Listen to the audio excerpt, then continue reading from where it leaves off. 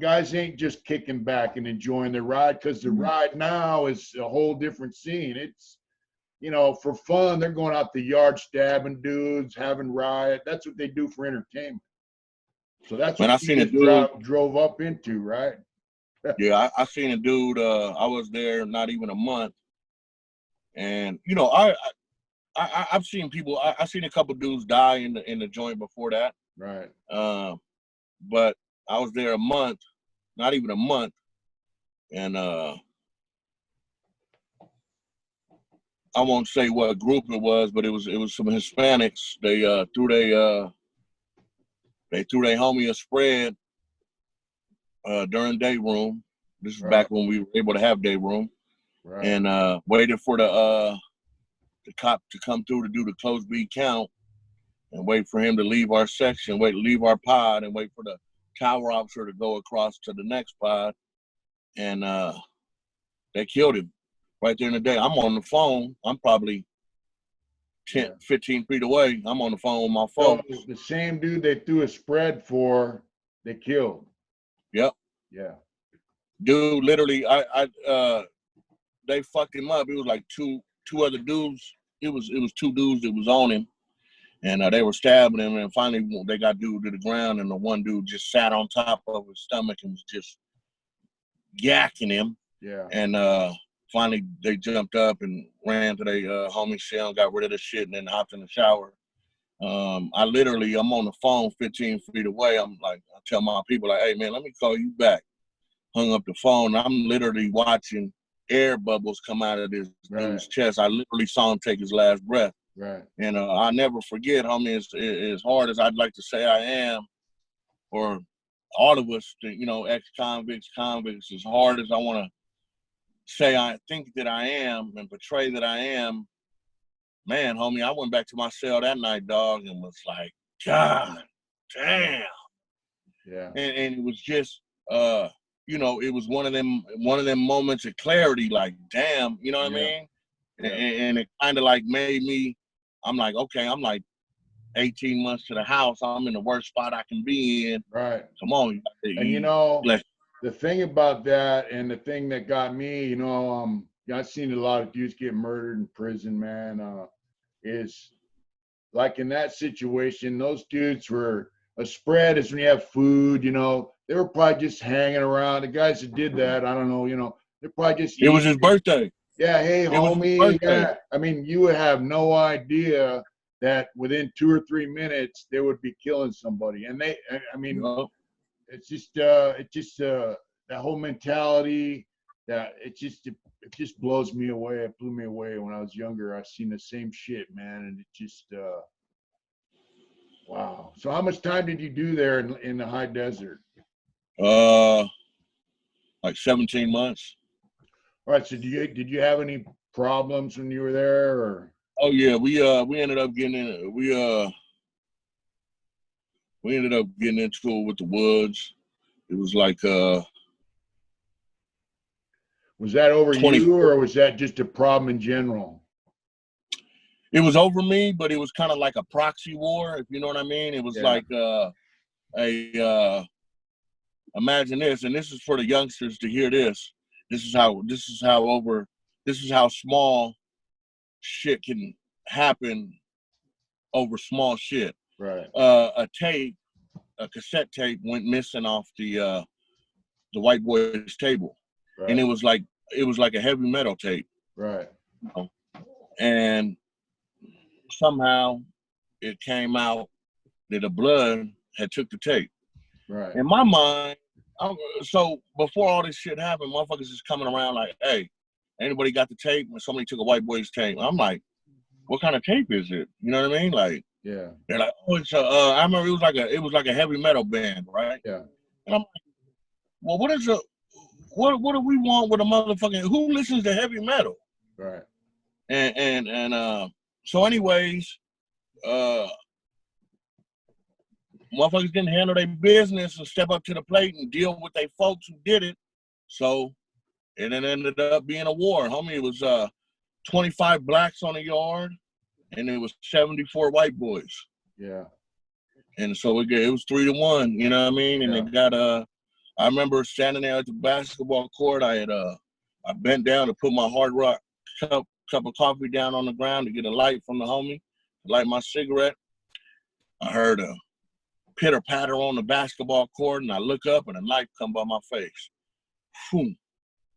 And I remember I just boop. So you got stabbed?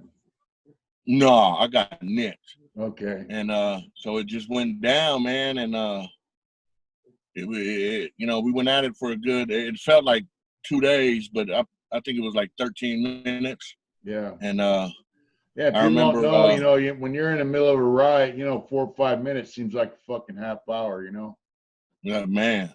Yeah. And I remember as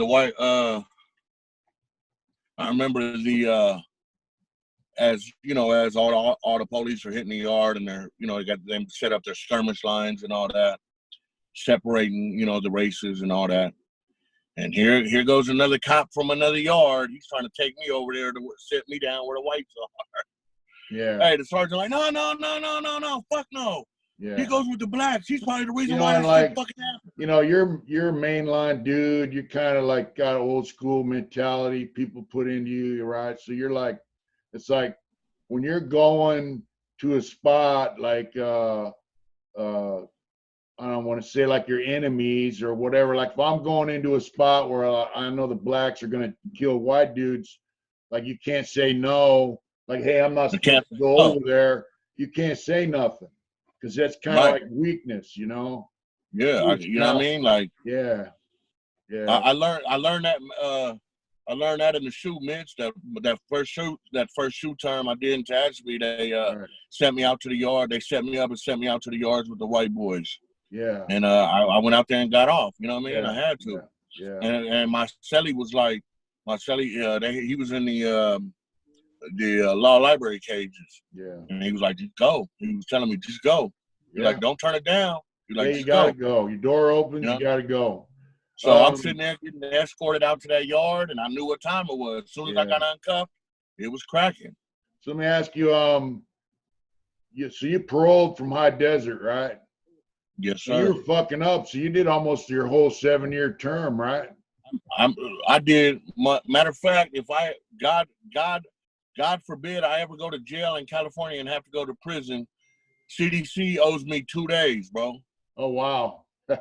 Yeah. I'm gonna tell you why. So my max date was May 14th. Yeah. But it fell on a Friday. So they held me till Sunday. Wow. So you got out of High Desert, right? What year did you get out? 04. All right. Now, have you been out since? I went back on a 10-month violation. And that's it? In 05 and got out July of 06. All right. And you haven't been back since? Nope. I gave my K number back in 08. I discharged in 08. Discharged, parole. So let me ask you, obviously, you're not the same 18-year-old kid that had, like I saw a thing the other day. It said if you're 40 years old, from the time you're 20 to the time you're 40, if you have the same mentality as you did when you're 20, you just wasted 20 years, right? So exactly. You're obviously older now, and what's your outlook on life? What's your take on all this? I mean, I know you got some positivity going on, right? It's a way. You know what it is, man, is and this is speaking from my experience. Looking for it's kind of like that country song, man, looking for love in all the wrong places, man. And looking for acceptance. You know what I mean? Like, you want to feel a part of something. You want to, you want that love to be reciprocated. You want you want to feel important. You want to, you want to be looked at with adulation and all that, because that all, that's in us humanly. We want to feel good about ourselves. We want other people to feel good about us, and right. So I think that going through what I went, because I was a mama's boy, and when my mom took off when I was 6 and was in and out of my life, you know what I mean, it fucked me up, man. Right. And my dad, like I said, he got remarried soon after and had 2 more kids, and I kind of felt like you know, I was the black sheep, you know, no pun intended. Right. And so I was always outside. I was looking for, you know, acceptance and to be a part of something and all that. And then I went through the group homes and kind of learned how to be to be a survivor, you know, and learned how to, you know, put a demo down and to attack instead of being attacked. Know, I hear the same. You know, I have a similar thing. You know, my thing was, you know, I was influenced by bikers. You know that you know I had a shitty upbringing. You know, stepdad. You know, abuse, all that shit, and guys that were motorcycle outlaws. You know, my neighborhood out in Lakeside, they showed us love. You know, I mean, that's the mentality we had. Like, these guys treat us with respect. They, hey, little brother, and all that kind of shit. So, and you know, I talked to, and I've heard guys, you know, groups and shit, like whether Crips or Bloods or Southsiders, you know, and neighborhood gangs, when they hook up with their homies, they feel like they got a family connection, a bond, love, and trust, you know, something they didn't get at home, you know? Exactly. I mean, I'll put it to you like this, man. My dad, rest in peace, he came the last weekend I was in Campo before they kicked me out on my 18th birthday. You know, back then in Campo, probably, well, for sure, if they were doing it when I was there, they were doing it for you guys. But, you know, your parents could bring you like McDonald's during the visit. Yeah. You know, so my dad would bring me burgers or tacos or whatever, right? Well, the last weekend before I got out, before I turned 18, he came up there and he told me, he said, look, if you go to jail again after this, I don't care if you catch a life sentence or you catch 2 days, I'm not coming to see you in jail ever again. So during my 7 years, he didn't come and see me one time. Right. And I used to ask him, like, Dad, man, please come see me. I even told him, like, hey, man, I might even die in here. You know what I mean? You don't even understand, like, the politics in here, Dad. Because my dad was a cowboy, man. You know what I mean? Army, Vietnam. You know what I mean? He was, you know, so he didn't know about jail politics. You know what I mean? But I used to tell him, like, Dad, you know, he couldn't understand why I kept going to the hole and why I was in the shoe and, you know, and so, you know, he stuck by his word. He didn't come see me at all, you know. So that kind of, like, you know what I mean? That kind of fucked me up. But then, you know, when I got out, I had a homeboy. As soon as I got out, he gave me $1,000. Like, here, bro. Yeah. You know what I mean? And that's the acceptance. That's the love that, you know what I mean? Yeah. And, yeah. You know, you reach a point, man, you know, where you realize, like the trust is based on, you know, like, hey, if I have a problem, I could trust you to back my play. It's not like, it's not like, hey, you know, if I'm down on my luck and I lose my job, I could trust you to bring me some groceries because you love me, because you're my family member. It's more like, you know, hey, if these dudes shoot at me, I could trust you to back my shit and we'll go fuck their ass up together. That's true. It's kind of a weird, it's kind of convoluted type of thing, man, where the trust is based on criminal activity, violence, you know, and it's not like a love trust, you know. It's a weird deal, man. It's kind of a, it's the honor amongst thieves. Yeah, but see, there is no honor amongst thieves. And when you get older, you realize, man, that you know, for me, like, let's say I'm a part of a group of guys, you know, 20, 30 dudes. I might only like 2 or 3 of them. Exactly. But what if that other 20, 25, one of them does something stupid? I don't like him anyway, but I got to go back his play. You know? And you know what? That happened to me a gang of times. And I was going to tell you too, man, before we get off the prison aspect, is I had plenty of run-ins with the Woods.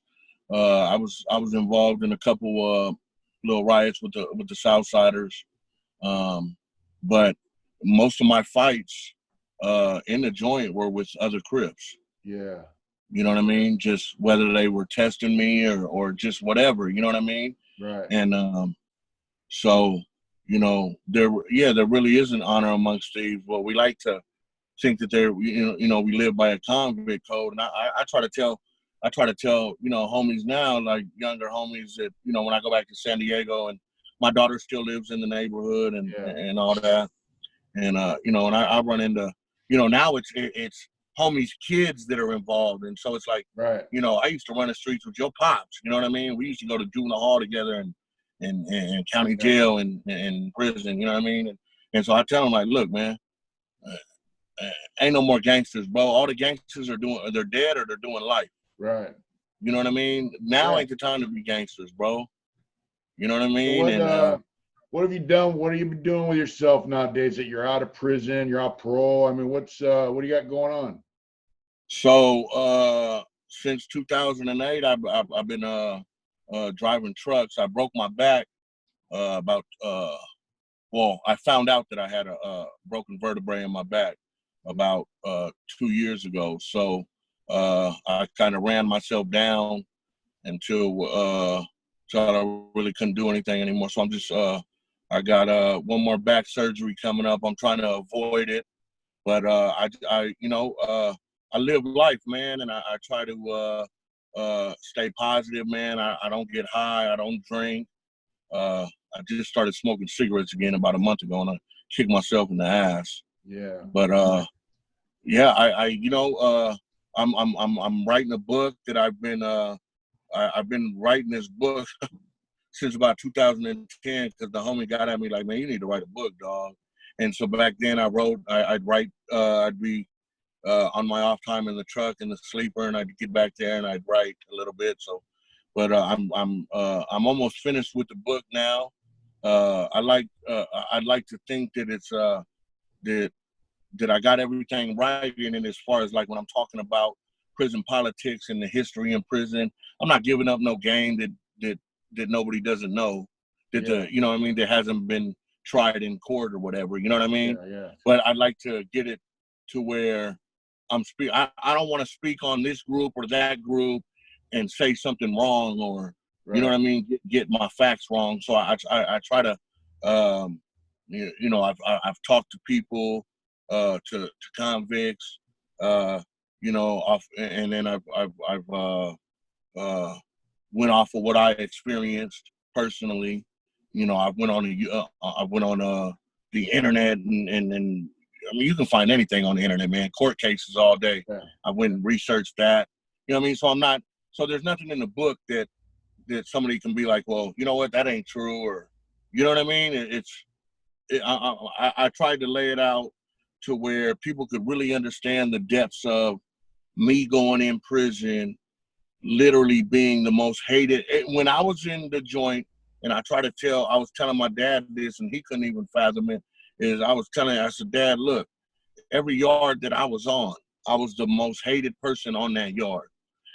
Not only by the whites, but by blacks too, Mexicans, and the staff. Yeah. You know what I mean? And that was a burden, bro. The night I got out of prison, my cousin and my aunt came and got me, and we drove back to San Diego. And I got to my dad's house, and I got out, and the first time seeing my dad in 7 years, man, and I cried, man, when I seen him. When I gave him a hug, I cried. Yeah. And it was just I was happy to see him, and but I think a lot of that was letting, like, I made it. You know what I mean? After all the shit I faced and all the shit I went through, it was like a relief. It was like letting it go. You know what I mean?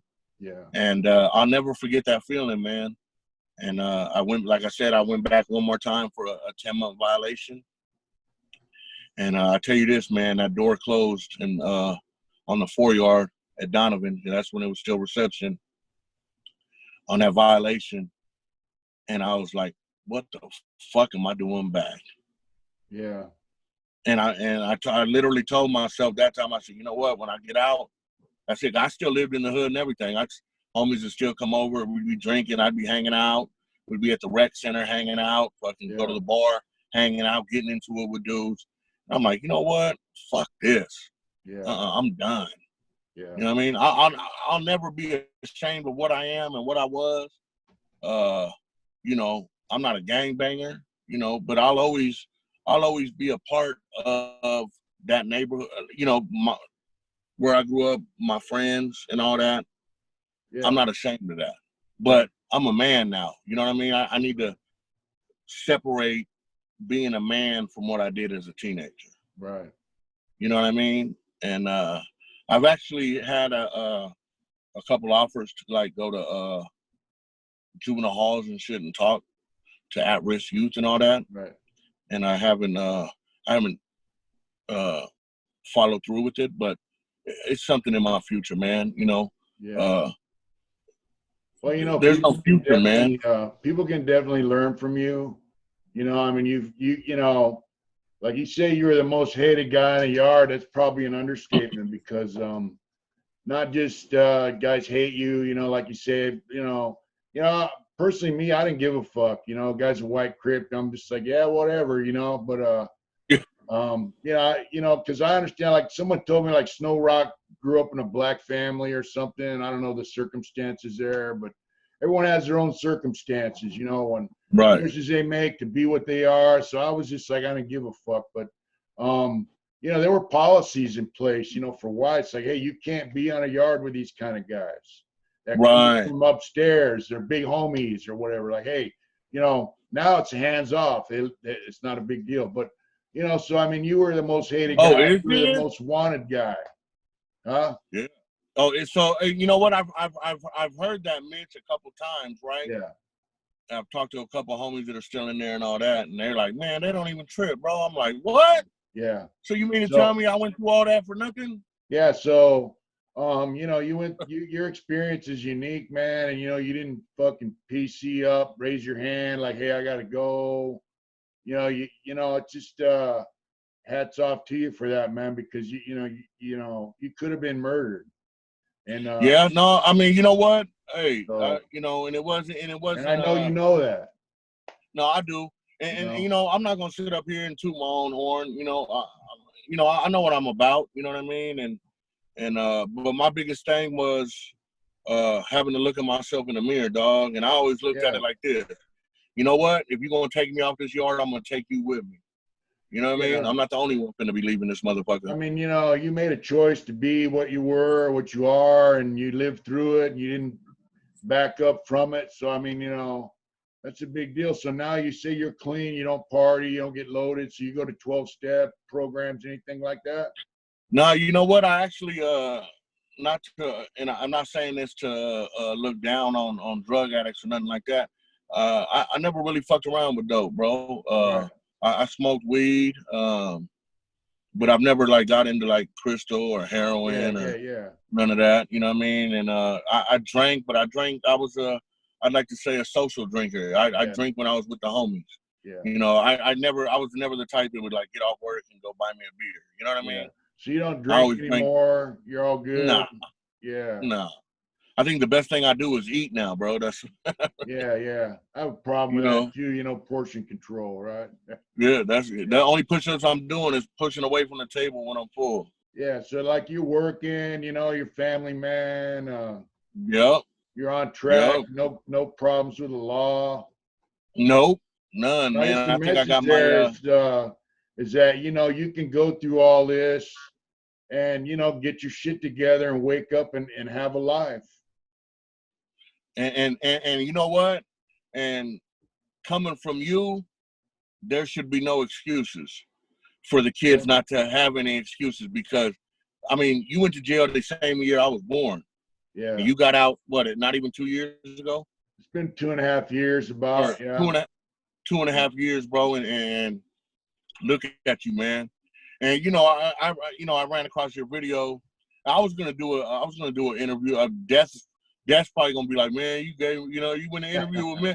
I was gonna do an interview with him. Yeah. But I just seen all the little infighting amongst the prison channels, and I said, I'm cool, man. Hey, ain't no, I'm good. And they're not talking about Death. Death is a cool dude. You know what I mean? Like every conversation that me and him have had has been on the up and up. You know what I mean? Yeah, he's a square guy. I like him. Yeah, you know, and But, you know, we But went through the same system together, you and I, you know. So, I mean, I know what you went through. You know, I was a part of it for 38 years. And you know, I've seen guys come through, white Crips, you know, on a few occasions, and they didn't make it, you know.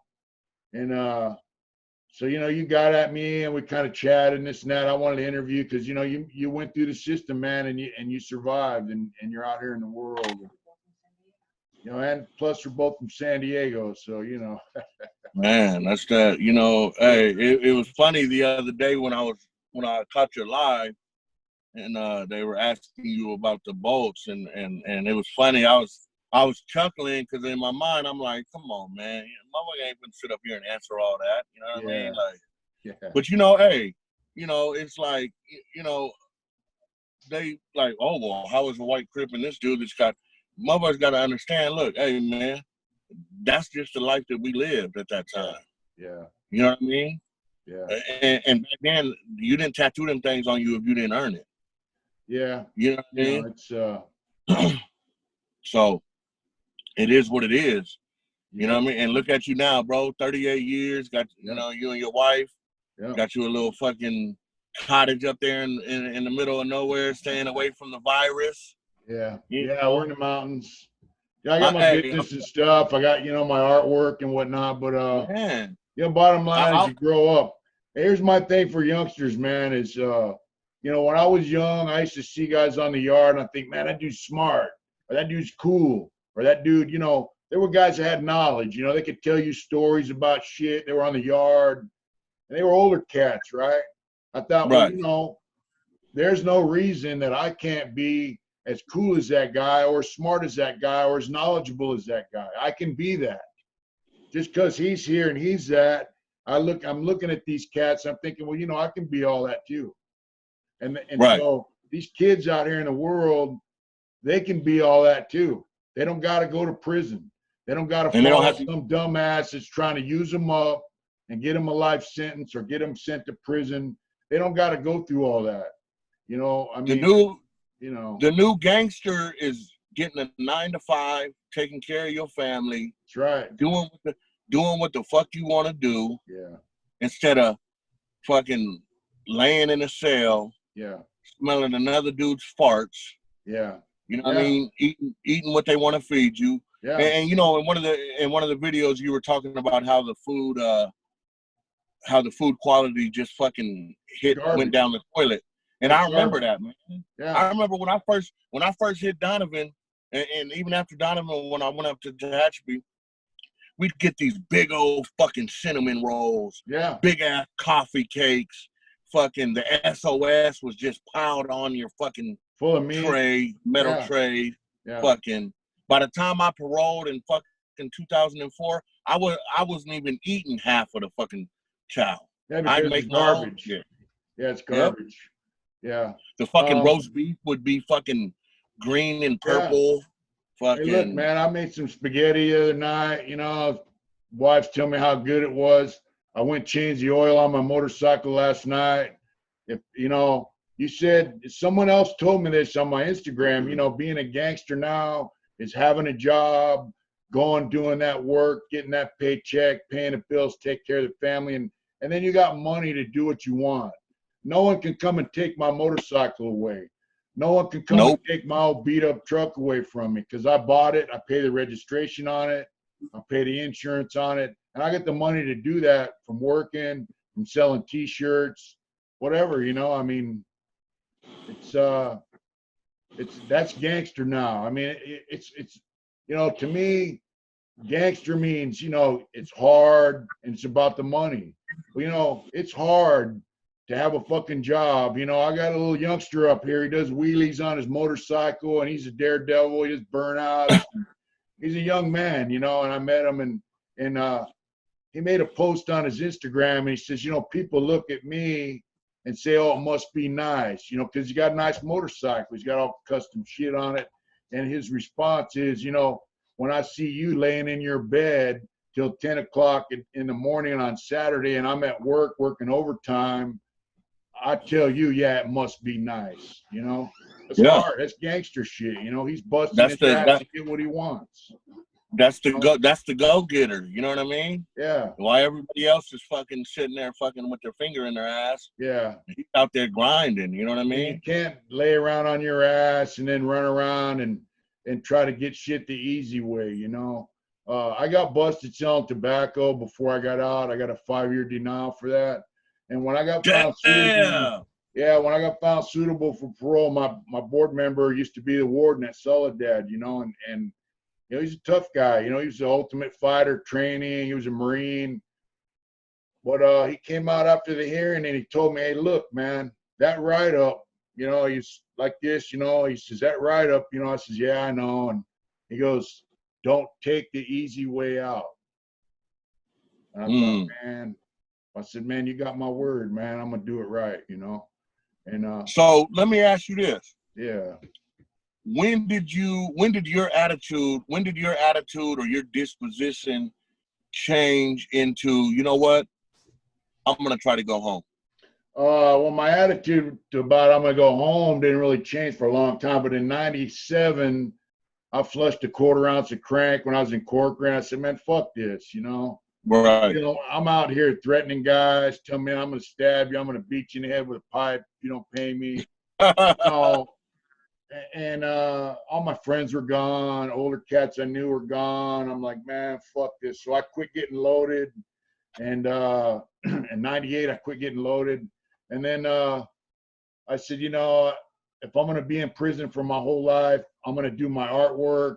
I'm going to be going, you know, I met some people, started getting me going to mass, you know, Catholic church for a while. And of course, now I go to Orthodox church out here. But, you know, the getting out thing didn't happen until I got busted selling tobacco in 2011.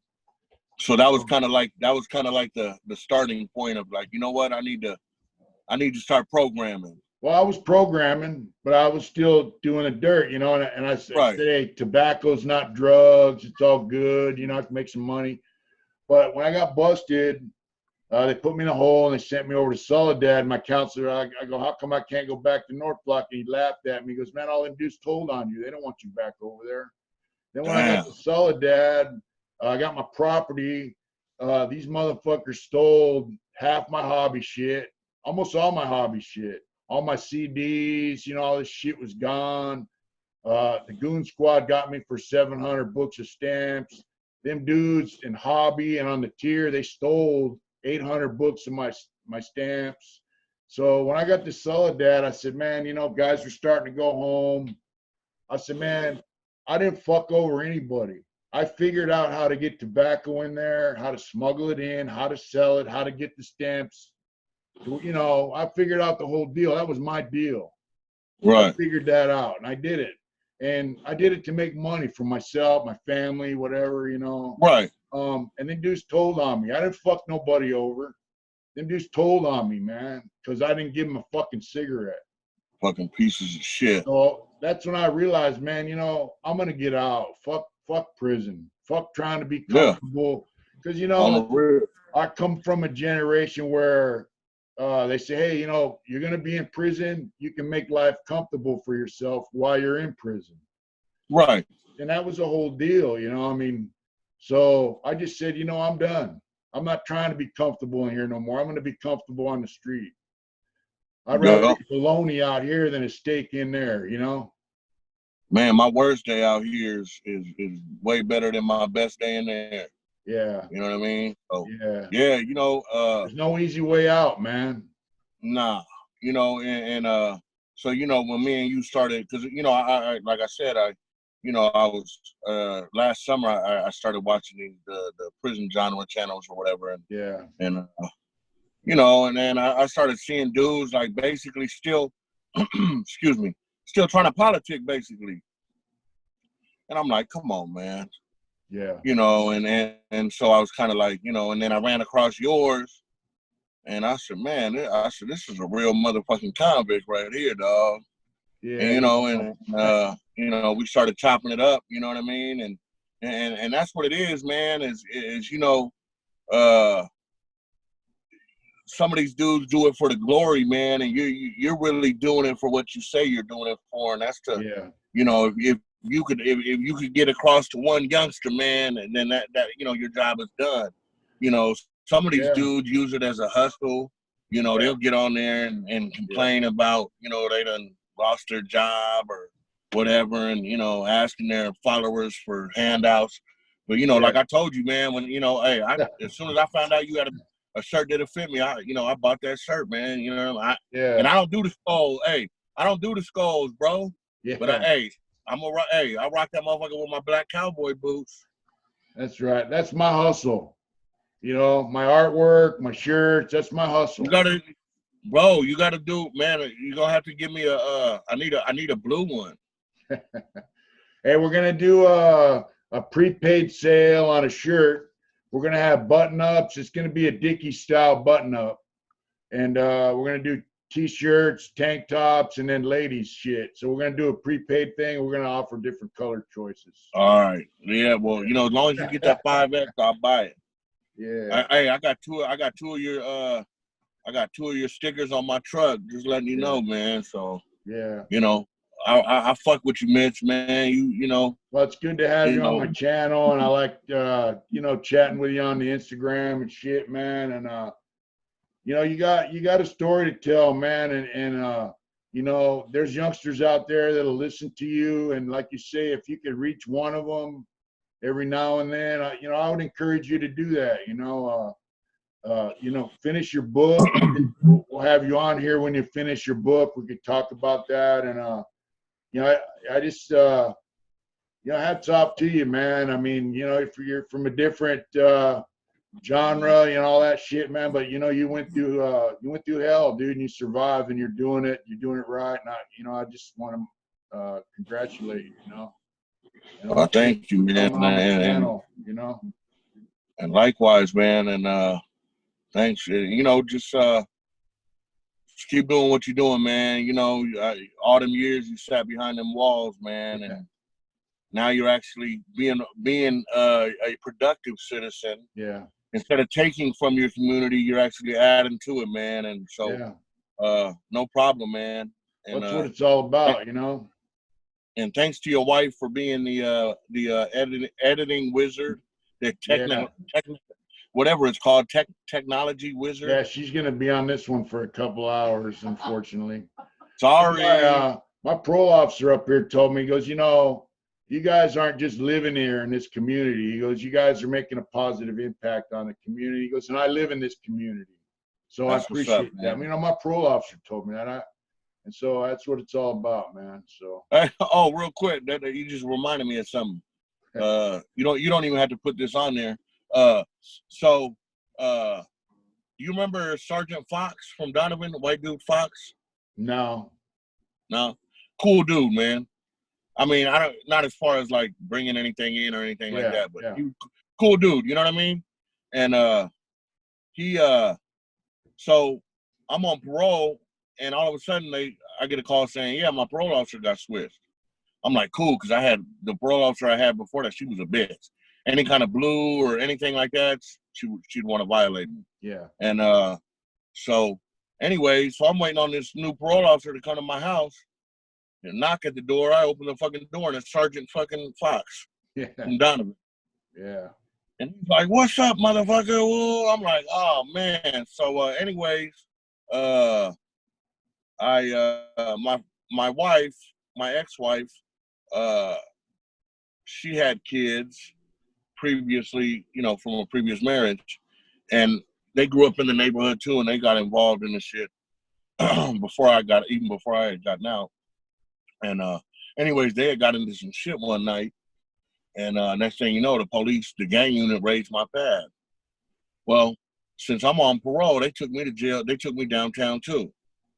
And so I'm sitting there like, fuck, man, like, here I go. I'm about to go do another fucking bullet for some shit I don't even have no part of. You know what I mean? Yeah. And so the cops are down there, and they're trying to call my PO to get you know, permission to lock me up, you know, to revoke my parole. And they get a hold of him, and they have it on speakerphone. And I think they had it on speakerphone because they wanted me to hear my parole officer say, yeah, send him to jail. Yeah. They're not knowing that I'm cool with this motherfucker. Yeah. So Fox is like, well, what do you have on him? Oh, and they were like, oh, well, his stepsons, blah, blah, blah, blah, blah, blah. Oh, and what else? What do you have on him specifically? Oh, well, he was like, well, you know what? You can send him in the county jail, but I'll see you PM on Monday. And the cops just, I mean, they just let me go because they knew that my PO wasn't going to violate. There was no reason for them to violate me. Right, right. It was a trip. So I had a cool parole officer, man. Well, you know, if you're doing the right thing, you know, things usually work out for you, you know. I was working at that time. I was doing HVAC. I was doing HVAC. I was actually going. It was a program down there in San Diego where you go to school 2 nights out of the week, but then 5 days a week you work. Yeah. And so so it was cool. A vocational program. It was cool. That's right. Yeah. All right, man. Well, you know, enjoy the rest of your day, and thanks for coming on the channel and sharing your story with us, man. Yeah, man. No problem, man. Y'all be safe out there, man, and be safe on the road, Mitch. Don't be trying to do no donuts or nothing, man. Thanks, folks, for watching, and we'll see you later. Hey, before we go, you know, hey, thanks for coming on.